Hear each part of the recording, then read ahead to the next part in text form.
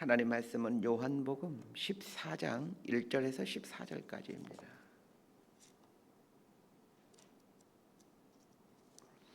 요한복음 14장 1절에서 14절까지 말씀 번갈아 가면서 읽습니다.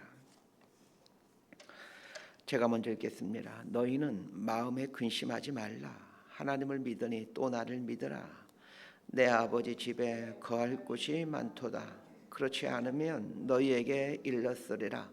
내가 너희를 위하여 거처를 예비하러 가노니 가서 너희를 위하여 거처를 예비하면 내가 다시 와서 너희를 내게로 영접하여 나 있는 곳에 너희도 있게 하리라.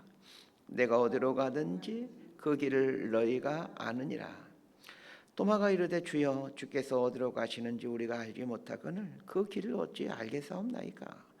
예수께서 이르시되 내가 곧 길이요 진리요 생명이니 나로 말미암지 않고는 아버지께로 올 자가 없느니라.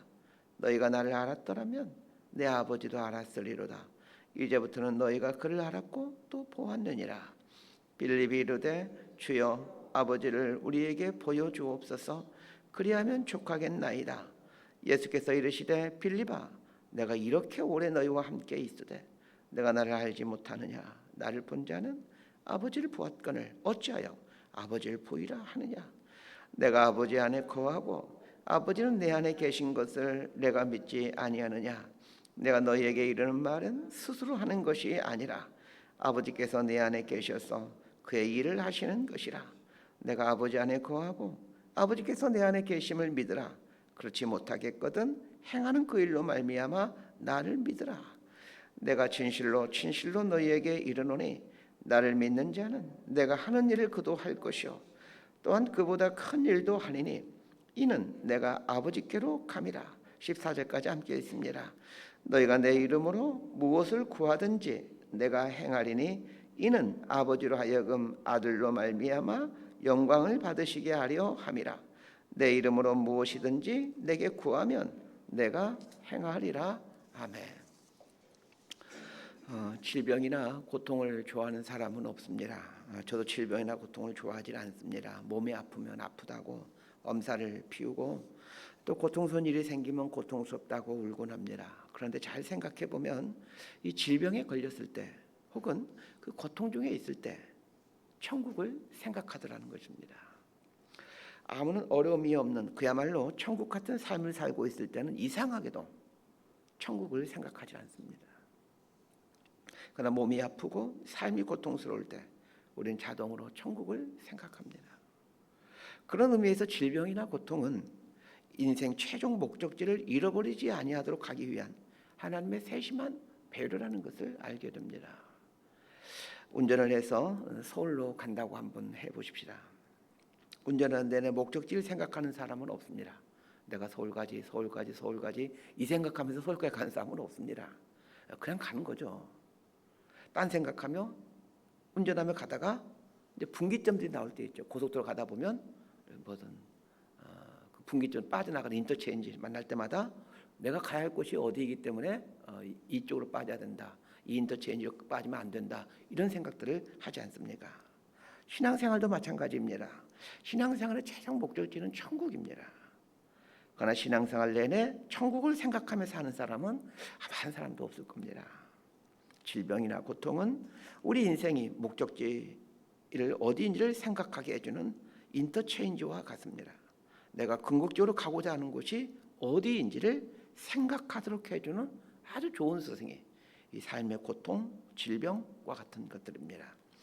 예수님께서 잡히시기 바로 직전에 제자들에게 마지막 유언과 같은 말씀인 서로 사랑하라 라는 말씀을 해주시고서는 내가 가는 곳은 지금은 너희가 올 수 없지만 후에는 따라오리라 라는 말씀을 하십니다. 예수님의 심상치 않은 이 말씀을 들은 제자들은 근심이 되지 않을 수 없었습니다. 근심하고 있는 제자를 향하여 예수님이 해주신 말씀이 이 오늘 본문 말씀입니다. 자, 1절에서 6절까지 말씀 함께 읽겠습니다. 시작. 너희는 마음에 근심하지 말라. 하나님을 믿으니 또 나를 믿으라. 내 아버지 집에 거할 곳이 많도다. 그렇지 않으면 너희에게 일렀으리라. 내가 너희를 위하여 거처를 예비하러 가노니 가서 너희를 위하여 거처를 예비하면 내가 다시 와서 너희를 내게로 영접하여 나 있는 곳에 너희도 있게 하리라. 내가 어디로 가는지 그 길을 너희가 아느니라. 도마가 이르되 주여 주께서 어디로 가시는지 우리가 알지 못하거늘 그 길을 어찌 알겠사옵나이까. 예수께서 이르시되 내가 곧 길이요 진리요 생명이니 나로 말미암지 않고는 아버지께로 올 자가 없느니라. 예수님이 근심하지 말라 말씀하십니다. 이것은 제자들이 지금 근심하고 있다라는 말입니다. 제자들이 무엇 때문에 근심하고 있습니까? 사랑하는 예수님이 다시는 모든 곳으로 가신다고 하니 그 예수님에 대한 근심일 것이요. 두 번째는 예수님이 가시고 나면 자신들은 어떻게 되는가에 대한 자신들의 미래에 대한 근심입니다. 예수님께서 아버지 집으로 가신다고 말씀하십니다. 그러면서 예수님은 당신이 아버지 집으로 가시기에 제자들이 염려할 필요가 없다라고 말씀하십니다. 예수님은 너희를 위하여 거처를 예비하러 간다 말씀하십니다. 그렇게 함으로 제자들로 하여금 자신들의 미래에 대해 근심하지 말 것을 말씀하십니다. 우리의 최종 목적지는 천국 아버지의 집입니다. 이 땅에 사는 모양과 형태는 달라도 결국은 아버지의 집이 우리 인생 최종 목적지입니다. 그래서 다른 사람들이 사는 모양과 형태에 기죽을 필요도 없고 또 기죽어서도 안 됩니다. 최종 목적지가 아버지의 집이기에 이 땅이 최종 목적지인 것처럼 살아서도 안 됩니다. 예수님이 왜 예수님처럼 사셨겠습니까? 좀 이상한 질문이죠. 예수님이 왜 예수님처럼 살 수 있었을까요? 예수님은 당신이 돌아가야 될 집이 어디인지를 정확히 알고 계셨습니다. 그러기에 이 땅에서의 삶이 길이 되는 삶이셨고 생명의 삶이었고 또 진리의 삶이셨습니다. 예수님께서 아버지 집에 간다라고 하고 그리고 제자들을 위하여 거처를 예비하러 간다라고 하자 도마가 묻습니다. 주님, 주께서 어디로 가시는지 알지 못하겠습니다. 도마의 이 말은 분위기 있게는 말이었지만 그러나 너무나도 우리에게 아주 소중한 질문이 됩니다. 예수님이 죽음을 남겨놓으시고 아주 엄숙한 상황에서 이런 말씀을 하시는 상황이기에 이런 엄숙한 상황에서 주님이 어디로 가시는지 잘 모르겠습니다. 이러한 질문은 분위기 있게는 질문이지만 그 분위기 있게는 도마의 질문 때문에 우리에게 너무나도 귀중한 말씀이 들려지게 됩니다. 내가 곧 길이요 진리요 생명이니 나로 말미암지 않고는 아버지께로 올 자가 없느니라는 아주 정말 귀한 말씀이 선포되게 됩니다. 도마는 3년 동안 예수님을 따라 다녔지만 그래서 예수님이 하나님의 아들이라는 것을 예수님이 하신 말씀과 기적을 통해 여러 번 경험하였지만 예수님이 이제 아버지 집에 간다라는 그 말이 무슨 뜻인지를 모르고 있었습니다. 모르면 질문하셔야 합니다. 예수님께서 자신을 향하여 길이요 진리요 생명이라고 말씀하십니다. 영어 성경을 보면 the way, the truth, the life 이렇게 되어 있습니다. 정관사 더를 쓰고 있습니다. 예수님은 수많은 길 중 하나의 길이 아니라 유일한 바로 그 길입니다. 예수님은 하나의 진리가 아니라 바로 그 진리이십니다. 예수님은 수많은 생명 중 하나의 생명이 아니라 바로 그 생명입니다.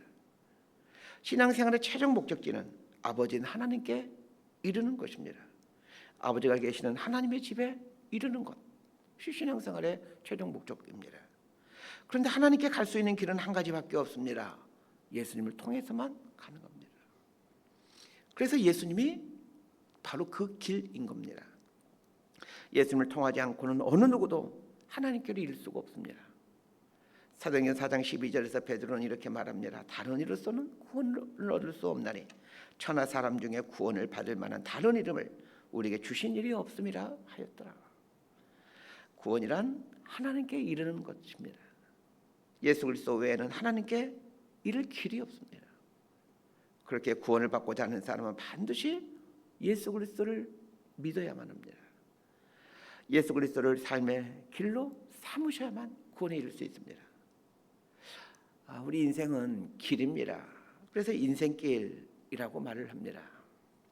모든 인생들은 길을 가고 있습니다. 대부분이 자기가 옳다고 하는 길을 가고 있죠. 그러나 자기가 옳다고 하는 길의 결국은 사망입니다. 예수님을 구주로 믿는다라는 것은 예수님이 가신 그 인생 길 위에 나의 인생을 올려놓는다라는 말입니다. 예수님이 가신 길 위에 나의 인생을 올려놓게 되면 반드시 나타난 삶의 모습이 있습니다. 진리의 삶입니다. 진리는 옳은 것, 참된 것이라는 말입니다. 예수님을 나의 길로 삼고 살게 되면 반드시 나의 삶에는 옳은 것, 참된 것이 드러나게 됩니다. 거짓을 일삼던 삶에 참된 것이 나타나게 됩니다. 위선을 일삼던 삶에 진실이 드러나게 됩니다. 추악한 것을 일삼던 삶에 선한 것이 드러나게 됩니다. 그래서 그리스도인의 삶에는 참된 것, 진실, 선한 것, 선행, 착한 행실이 드러나야 된다라고 말하는 겁니다. 그것은 내가 살아가려고 해서 사라지는 것이 아닙니다.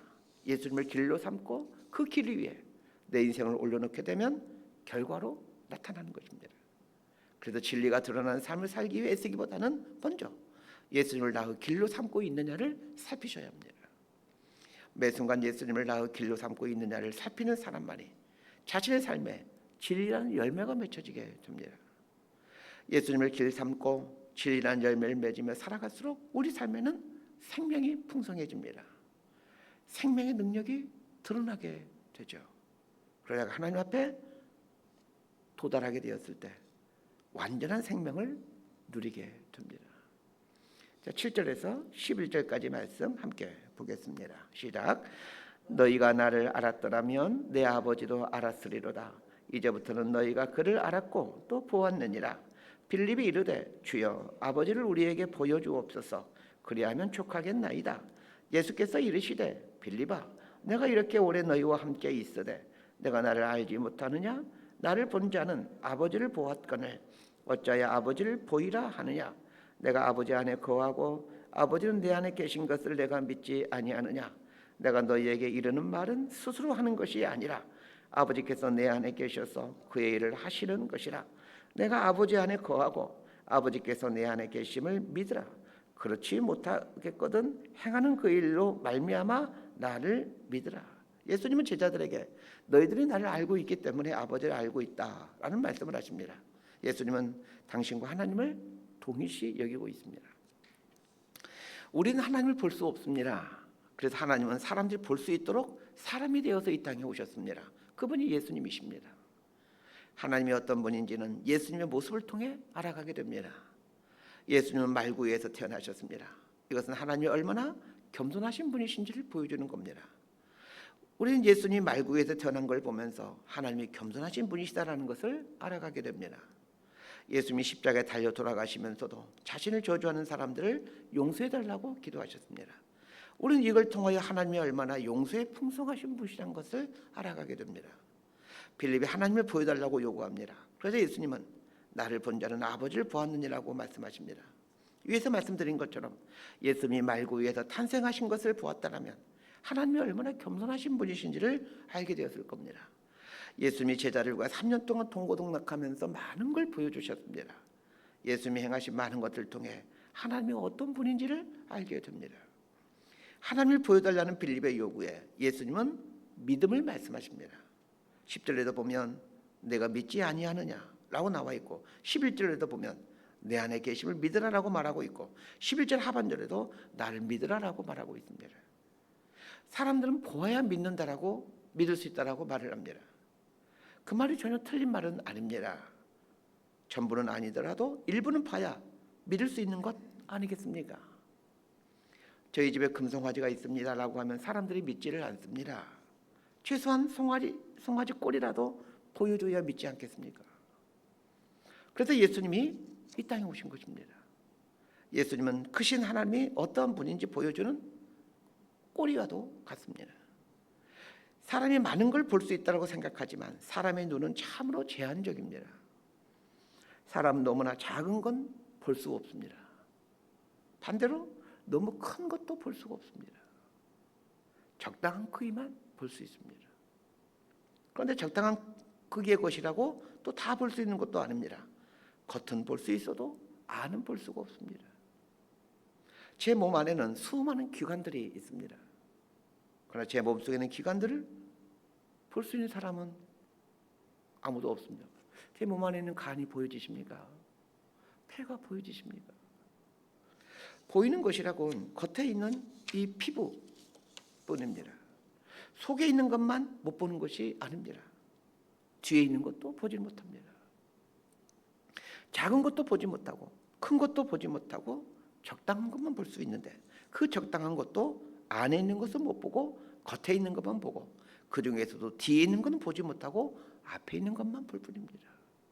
그렇다면 실제 존재하는 것 중에 우리가 볼 수 있는 것들은 아주 극소수에 불과하다는 것을 알게 됩니다. 듣는 것도 마찬가지입니다. 아주 작은 소리도 우리는 듣지를 못하고 아주 큰 소리도 듣지를 못합니다. 우리 지구가 매 순간 돌고 있는데 엄청난 속도로 돌고 있습니다. 그 소리가 어마어마하답니다. 그런데 왜 우리는 듣지 못하는 것입니까? 너무 소리가 크기 때문에 듣지 못합니다. 우리는 적당한 소리만 들을 수 있습니다. 그런데 적당한 소리가 되기 위해서는 제한된 거리에서만 또 가능합니다. 이 세상에 있는 소리 중 적당한 소리가 되어 제한된 거리에만 있는 소리가 과연 얼마나 되겠습니까? 이처럼 우리가 보는 것, 듣는 것은 실제 존재하는 것에 극소수에 불과하다는 것을 아셔야 합니다.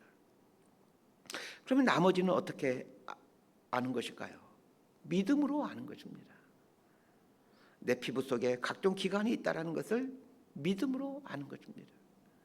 하나님을 보여달라는 빌립의 당돌한 요구에 이미 예수님을 통해 하나님을 보여주었고 나머지는 믿음으로 보는 것이라고 말씀해 주십니다. 하나님은 믿음으로 보는 것입니다. 믿음으로 살면 살수록 하나님의 더 깊고 풍성함을 볼 수 있게 됩니다. 그래서 히브리서 기자는 믿음은 바라는 것들의 실상이요 보이지 않는 것들의 증거니 선진들이 이로써 증거를 얻었느니라 라고 말하고 있는 겁니다. 말씀 정리합니다. 십자가로 향하는 예수님께서 제자들에게 해주시는 말씀은 근심하지 말라는 말씀이셨습니다. 예수님의 아버지 집으로 가는 것이기에 우리가 구할 초소를 예비하러 가는 것이기에 근심하지 말라고 말씀하셨습니다. 예수님이 예배해 놓으신 아버지의 집이 우리의 최종 목적지입니다. 살아가는 동안 근심된 일이 생길 때마다 이 최종 목적지를 생각하시길 바랍니다. 모든 것은 순식간에 지나갑니다. 고통도, 질병도, 슬픔도, 억울함도 순식간에 지나갑니다. 모든 것이 지나가고 최종 목적지인 아버지의 집에 이르게 됩니다. 예수님이 길이요, 진리요, 생명입니다.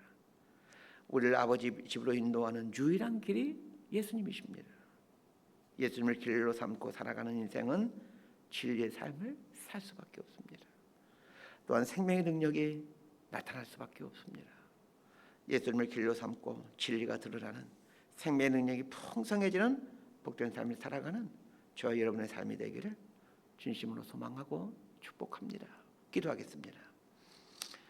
하나님 아버지, 근심된 일이 많은 이 세상에서 살아가고 있습니다. 하나님을 놓쳐버릴 때마다 우리 안에 근심이 생긴다는 것을 오랜 경험으로 알게 됩니다.